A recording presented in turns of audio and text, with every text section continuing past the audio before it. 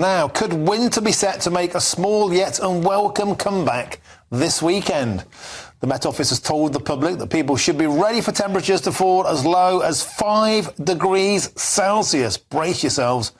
Well, joining me now to discuss this is the Director of Weather Trending, John Hammond. John, what on earth is going on? It should be Easter in the air. It feels like the beast from the east is back.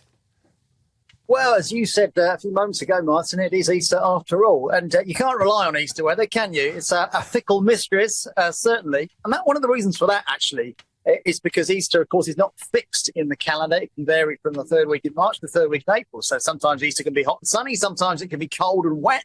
Actually, some of your viewers might be interested to know the definition of Easter, the way it is set. It's the first Sunday after the first full moon, after the equinox. We had the equinox last week, got a full moon now, which means, hey presto, Easter will be next weekend.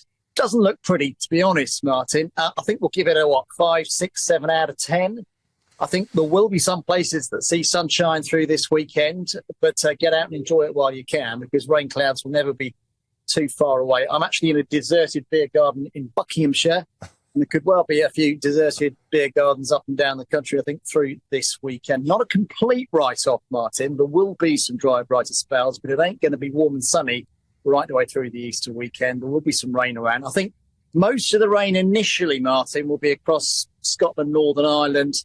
Here, pretty cool, pretty wet. There will be some glimpses of sunshine further south and east, Good Friday into Saturday, but actually things going downhill even across the south come Easter Sunday into Easter Monday. And actually, ironically, Martin, as we head into April, looks like turning colder. Next week doesn't look pretty at all. Northerly winds, and as you mentioned, some places struggling to get above 5 degrees. I'm a bit of a doom monger, aren't I? I mean, it could be worse. I could be giving it a 2 or 3 out of 10, but I think 5 or 6 out of 10 will be pretty apt for this Easter weekend, I'm afraid.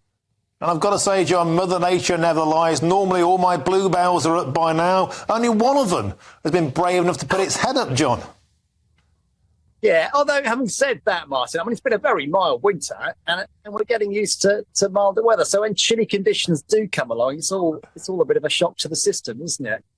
For prospects of really warm and sunny weather, my weather charts look bereft of optimism, I have to say. For the next, couple of weeks, we're going to need the layers, we're going to need the waterproofs, and if you've got any frost-sensitive plants in the garden, bluebells included, then you've got to watch out, because I think late frosts are a distinct possibility. And for some, Martin, some of the white stuff, mostly, as always, up over the mountains of Scotland. But don't be at all surprised, and I know the kids are on their Easter holidays next week, don't be at all surprised if there's some snow elsewhere across the country through next week. There you go.